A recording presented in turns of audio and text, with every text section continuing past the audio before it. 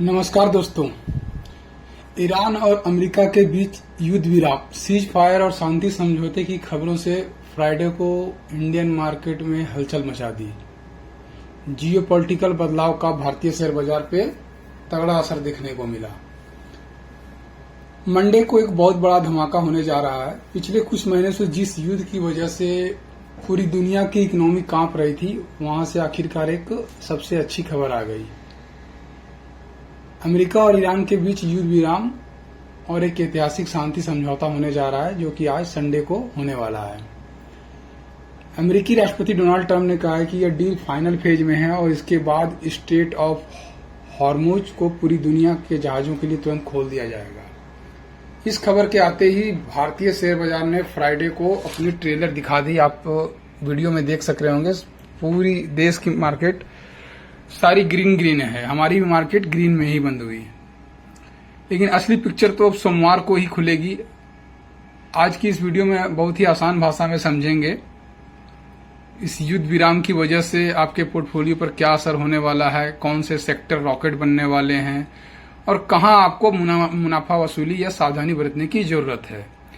Video पे आप नए हैं तो वीडियो को अंत तक जरूर देखिएगा, क्योंकि आज हम आपको उन 4-5 स्टॉक की लिस्ट भी देंगे जो इस डील के सबसे बड़े विनर बनने जा रहे हैं। दोस्तों, सबसे पहले यह समझिए कि भारत का युद्ध विराम से क्या लेना देना है। क्रूड ऑयल यानी कच्चा तेल, भारत अपनी जरूरतों का 80% से ज्यादा कच्चा तेल विदेशों से इंपोर्ट आयात करता है और इसमें से एक बहुत बड़ा हिस्सा स्ट्रेट ऑफ हॉर्मुज के रास्ते आता है, जिसे ईरान ने ब्लॉक कर रखा था। युद्ध विराम की खबर आते ही ब्रेंट क्रूड की कीमतें गिरकर $84 से 86 प्रति बैरल के आसपास आ गई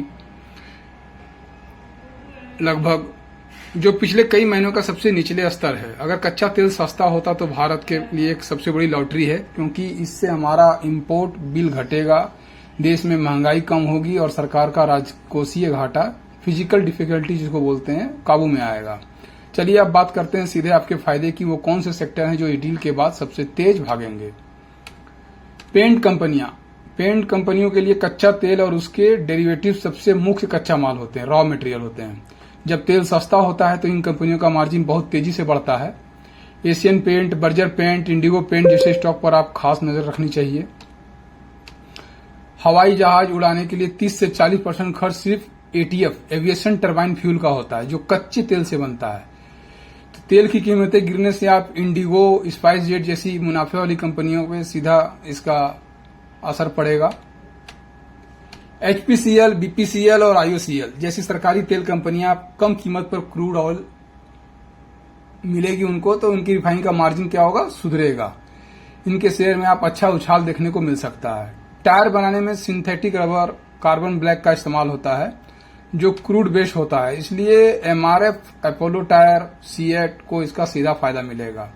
इसके अलावा डीजल सस्ता होने की उम्मीद में लॉजिस्टिक कंपनियां जैसे वीआरएल लॉजिस्टिक, डिलीवरी को भी राहत मिल सकती है।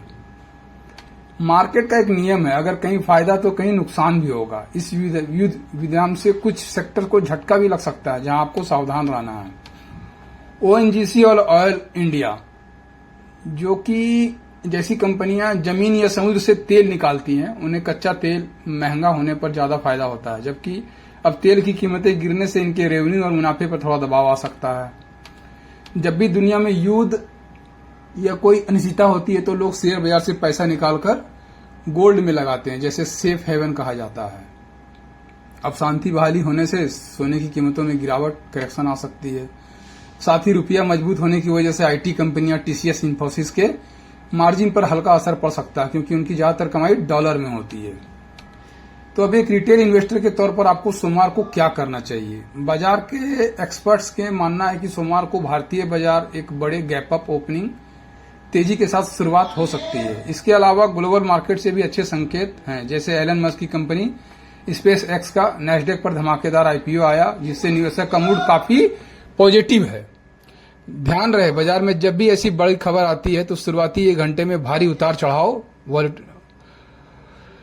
वॉलेटिलिटी देखने को मिल सकती है, इसलिए हड़बड़ी में आकर किसी भी शेयर को बहुत ऊंचे दाम पर न खरीदें। FOMO, fear of missing out से बचें। शांति से बाजार को सेटल होने दें। पेंट, एविएशन या टायर सेक्टर के मजबूत फंडामेंटल वाले शेयर में हर गिरावट पर धीरे धीरे खरीदारी करने की रणनीति अपनाएं। दोस्तों, जियो पॉलिटिकल्स का यह बदलाव भारतीय अर्थव्यवस्था के लिए एक बहुत बड़ा बूस्टर डोज साबित हो सकता है। आपको क्या लगता है, इस हफ्ते निफ्टी कौन सा नया रिकॉर्ड बनाएगा? नीचे कमेंट सेक्शन में अपनी राय जरूर शेयर करें। अगर यह एनालिसिस आपको मददगार लगा हो तो वीडियो को एक लाइक जरूर दें, अपने इन्वेस्टर दोस्तों के साथ शेयर करें और मार्केट के ऐसे ही लाइव और सटीक अपडेट्स के लिए हमारे चैनल को सब्सक्राइब करके बेल आइकन दबाना बिल्कुल न भूलें। मिलते हैं अगले वीडियो में, तब तक के लिए हैप्पी इन्वेस्टिंग।